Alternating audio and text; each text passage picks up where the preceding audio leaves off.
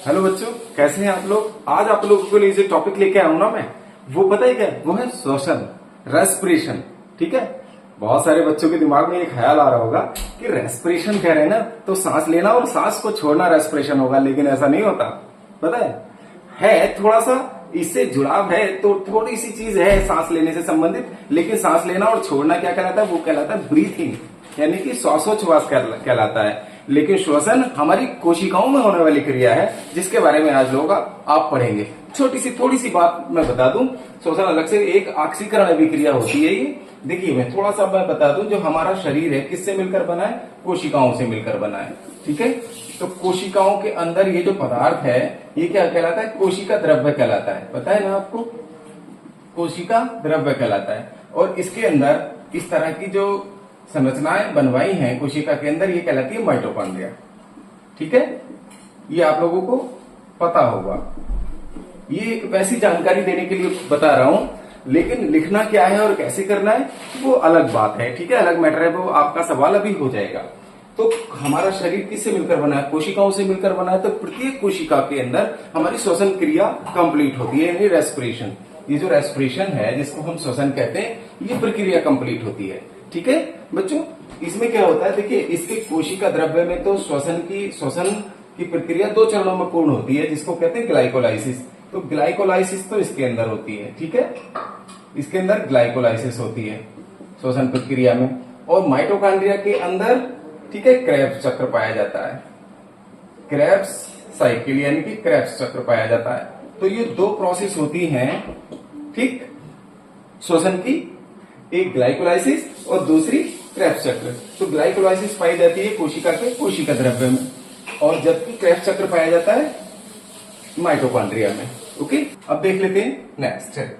तो श्वसन क्या है, श्वसन एक ऑक्सीकरण क्रिया है जो हमारे शरीर की कोशिकाओं में पाई जाती है। ठीक है, जो शरीर की कोशिकाओं में होती है, कोशिकाओं में होती है। ओके, कोशिकाओं में संपन्न होती है।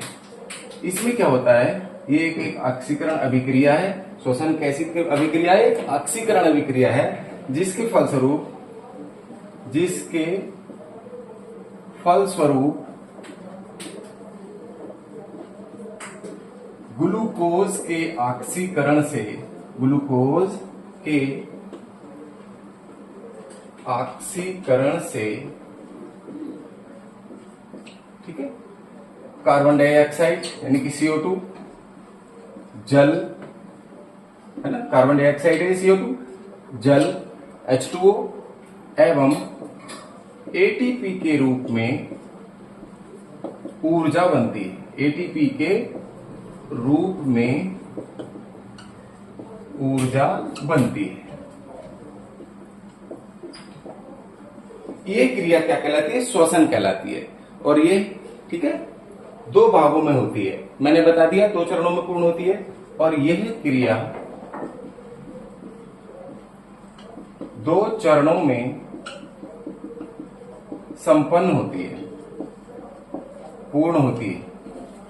संपन्न होती है या पूर्ण होती है, एक ही बात है, संपन्न होती है। और वो कौन कौन से चरण है, नंबर 1 होगा ग्लाइकोलाइसिस,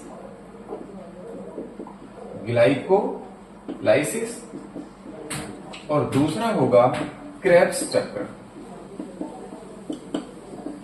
और क्रेब्स चक्र किसमें पाया जाता है, मैंने बता दिया था, माइटोकॉन्ड्रिया को। इसको ध्यान रखना, बस ऑप्शन में ये बात पूछ ली जाती है। क्रेब्स चक्र कहाँ होगा, माइटोकॉन्ड्रिया में। और जबकि ग्लाइकोलाइसिस कहाँ होती है, कोशिका के कोशिका द्रव्य में, कोशिका द्रव्य में होता। अब देखिए, ये प्रोसेस जो मैंने बताई कि ग्लूकोज के एक मॉलिक्यूल के ऑक्सीकरण से क्या बनता है, ठीक है, 38 ATP का निर्माण होता है, कार्बन डाइऑक्साइड और जल भी बनता है। तो ये देख लेंगे हम। देखिए कैसे, हम ग्लूकोज का एक अणु लेते हैं, इसकी रिएक्शन लिखेंगे। ग्लूकोज का सूत्र होता है C6H12O6, और ऑक्सीजन, ऑक्सीकरण हो रहा है तो ऑक्सीजन की जरूरत होगी, और ऑक्सीजन के हम 6 मॉलिक्यूल लेते हैं, यानी कि ग्लूकोज यहां लिया हमने, ये ऑक्सीजन ले लिया, ऑक्सीजन की कितनी मात्रा लेंगे, 6 अणु लेंगे, 6O2, और यहां ऑक्सीकरण होगा या रेस्पिरेशन लिख सकते हो। ऑक्सीकरण से क्या बनते हैं, 6CO2 बनेंगे, यानी कि कार्बन डाइऑक्साइड बनेगी। कार्बन डाइऑक्साइड के 6 अणु बनेंगे, कार्बन डाइऑक्साइड, कार्बन डाइऑक्साइड हो गया, प्लस 6H2O बनेगा, ठीक है।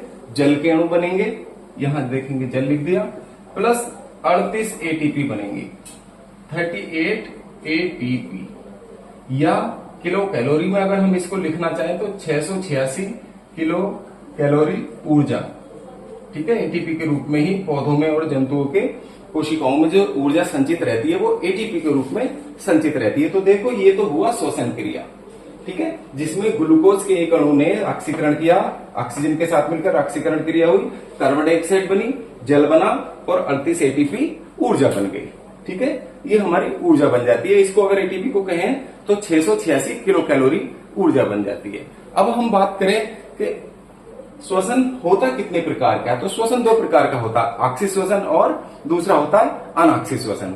उसको देख लेते हैं। अब आता है, देखिए श्वसन 2 प्रकार का होता है, मैंने अभी बताया आपको।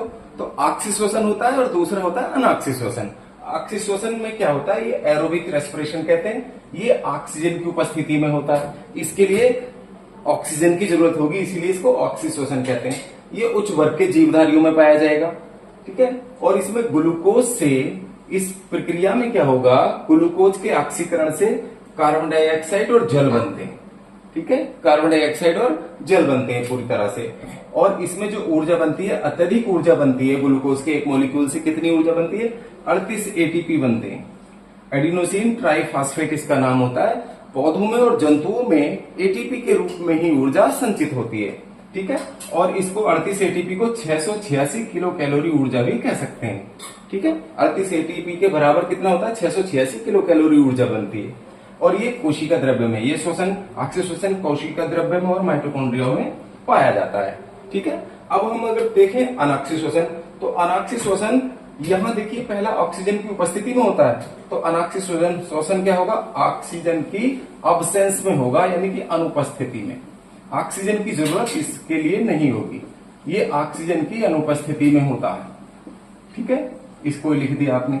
दूसरा पॉइंट इसी का हो जाएगा, ये उच्च वर्ग के जीवों में, और ये होता है जीवाणु एवं कवक में, जीवाणु एवं कवकों में होता है ये, ठीक है, कवक में होता है। ये निम्न वर्ग के जीवधारी हो गए, इसको कह सकते हैं निम्न वर्ग के जीवधारियों में पाया जाता है। तीसरा ग्लूकोज से, इसमें ग्लूकोज के ऑक्सीकरण से, ग्लूकोज से जो ऑक्सीकरण होगा उससे, ठीक है, कार्बन डाइऑक्साइड तथा एथेनॉल बनता है, ठीक है। क्या बनता है, एथेनॉल।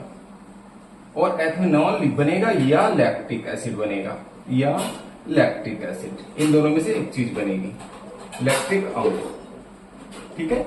लैक्टिक अम्ल या एथेनॉल बनता है कार्बन डाइऑक्साइड के साथ, ठीक है, जल नहीं बनता। अगला पॉइंट है, इसमें एटीपी कितने बनते हैं, 38 ऑक्सी श्वसन में, और जबकि अनऑक्सी श्वसन में कितने बनेंगे, केवल 2 एटीपी, कम एटीपी बनते हैं, ठीक है, 2 एटीपी बनते हैं। और जो अगर ऊर्जा की बात करें तो 21 किलो कैलोरी ऊर्जा बनती है, 21 किलो कैलोरी ऊर्जा का प्रोडक्शन यहां पर होता है। इसके बाद ये कोशिका द्रव्य और माइटोकॉन्ड्रिया दोनों में होता है, ठीक है, ऑक्सी श्वसन। और जबकि अनऑक्सी श्वसन केवल कोशिका द्रव्य में होता है, केवल कोशिका द्रव्य में होगा। इसको ध्यान रखेंगे, समझ पाए।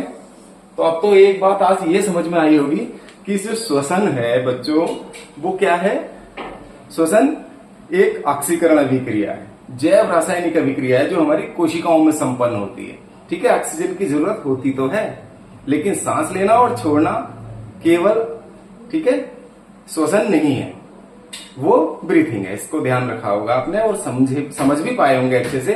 तो अब आज आप लोगों को ये टॉपिक कैसा लगा, ठीक है, पसंद आया है तो कमेंट करके जरूर बताइएगा। चलिए ठीक है, मिलते हैं नेक्स्ट वीडियो में।